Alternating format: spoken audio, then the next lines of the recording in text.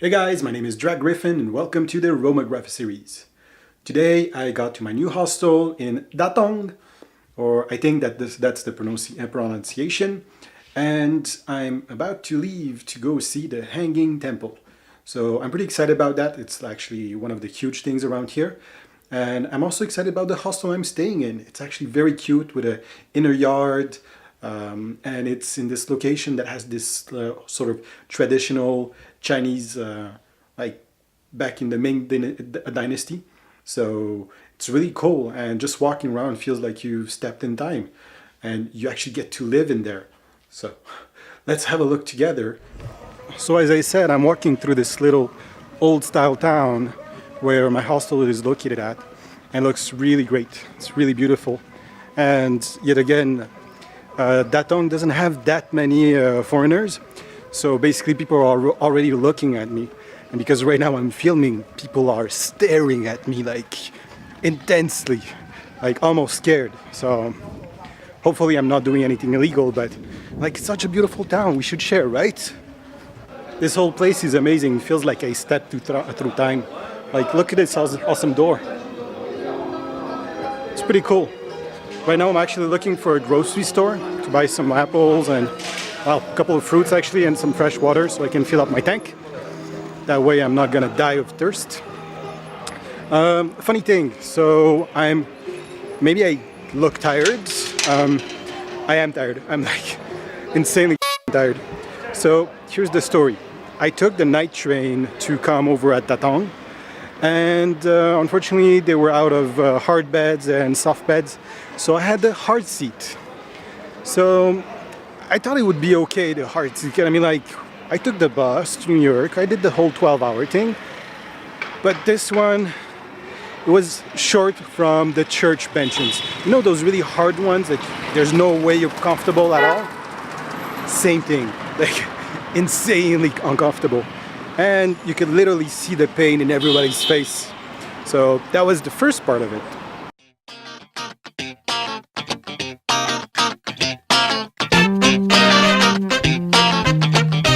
The second part about the whole train ride is how people were on the train. So, you know, when you get home and you're all comfortable and you decide to kind of almost put yourself in boxers regardless of the visit. Well, that's how it was. They weren't in their boxers, but this guy was just like topless. He just woke up, he was totally fine, didn't give a shit in the world. Although what you see right now from Datong is actually very nice and all, the city is actually a war zone. And what I mean by war zone, it literally looks like it was bombarded because everything is decaying like crazy, and they've demolished half of the city. Like, they are leveling the city to build so many new things, like huge urban planning and all. So like the whole city is under construction and destruction at the same time. So it looks like a war zone. So I decided to get the easy way out after I found out that the bus stop had moved. Basically what I did, I just took a taxi and I negotiated with the driver, because originally he was asking for 260 kwai, which is absolutely ridiculous. So I became very aggressive about my negotiation, not like yelling or anything like that, but not having any pity, you know?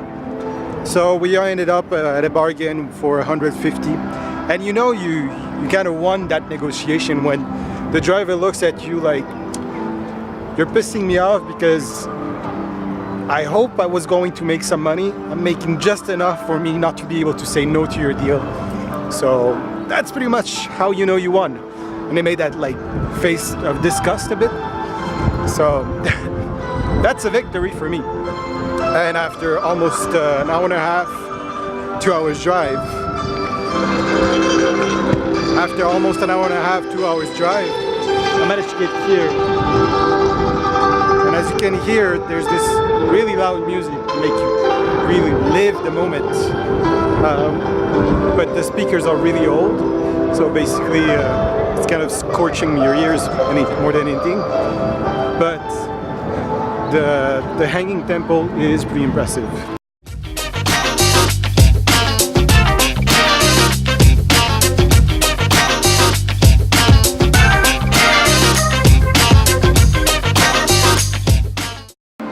It's really impressive, and I'm looking forward to get over there and see it up close. Now about the difficult question about the driver. So when I left the car, I paid him because I mean, like, I thought 150s for the one way, and now I kind of have this doubt about the fact that 150 was for back and forth, which is even more ridiculous because it's almost a 2-hour drive. And that's about less than $15 to go back and forth if you do the conversion. So I do feel a little bit bad, just a little. But what do you want me to do? Pay him more? Yeah, that's not how economy works, I guess. This is pretty amazing.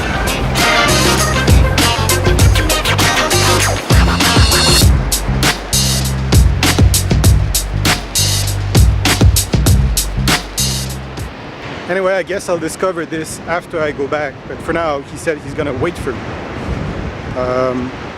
Something jiggy something, not entirely sure. I think he said like an hour and a half, maybe 2. I think it's more like an hour and a half.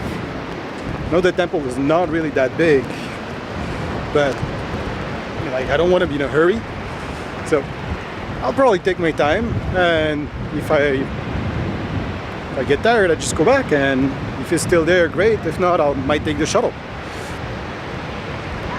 But this is pretty impressive. Like, it's like pretty much a once-in-a-lifetime thing, and I'm doing it. This is kind of cool. I guess this is the thing about traveling. Sometimes you go to some places and you willingly know that you might never see it again. Because I mean, like, you might not come back. There's so many other things you have to see, or you would like to see in the world, or I would like to see in the world, that I have to say that I don't know if I'll come back.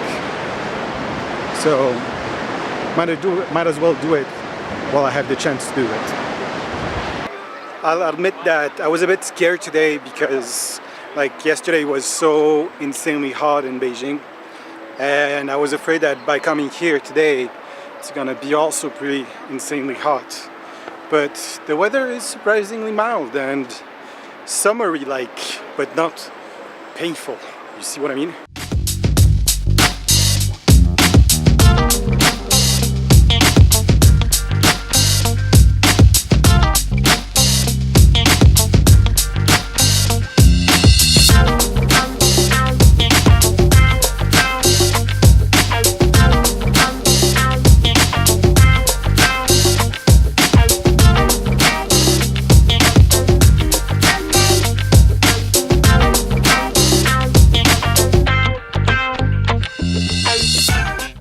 Just my opinion, but it seems a bit dangerous. Either people living here were really small, or like this is not a, well, it's not really a protective fence because you can pretty much easily trip over it, which makes it more fun, I guess. Or you can drop your camera or your phone if you're not careful, or if the person behind you is getting on your nerves, you just throw her out.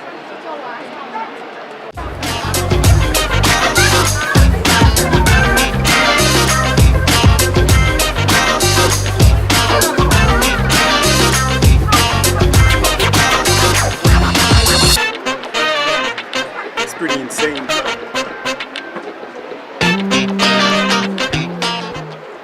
So cool.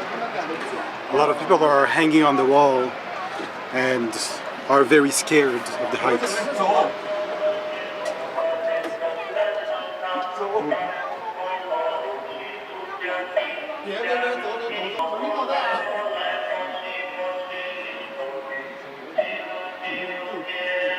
If you ask me, it's a bit creepy. I like creepy.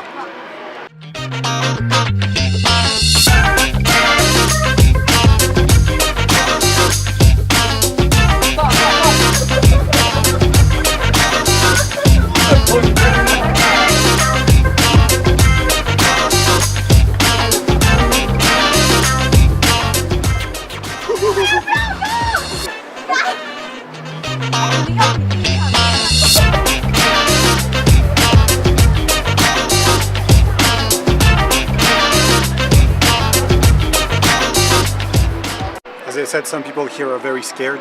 They're hanging on for their lives. Ooh, more creepy stuff.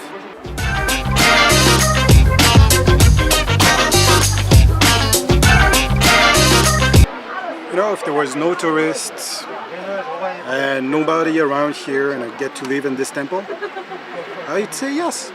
It's pretty cool. Great view every single day. You wake up, you have a little walk, some fresh air, cook yourself something, and just enjoy a peaceful life. Or a boring life, depends.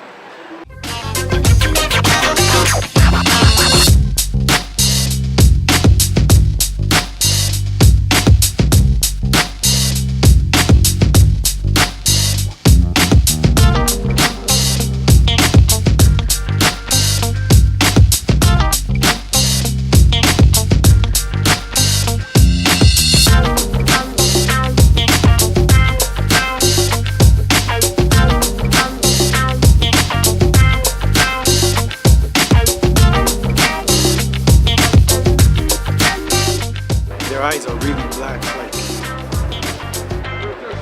black hole black. It's kind of scary.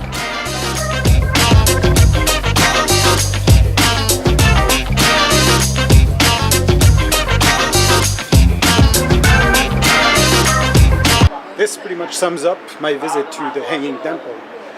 I am impressed. I'm really impressed. It's a beautiful place.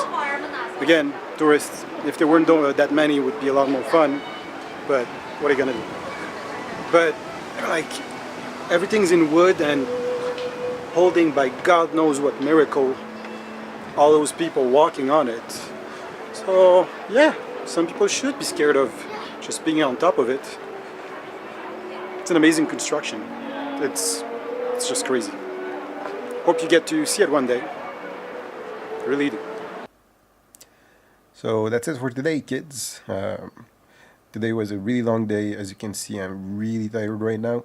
I'm tired because of those amazing and very comfortable seats on the train. So I'm off to bed pretty early to get to enjoy most of the next day too. And today was very interesting. But I do feel that I had a lot less energy than I would have normally. If you like the video and if you like what you see, remember to hit that thumbs up and also to subscribe to the channel. Griffin out.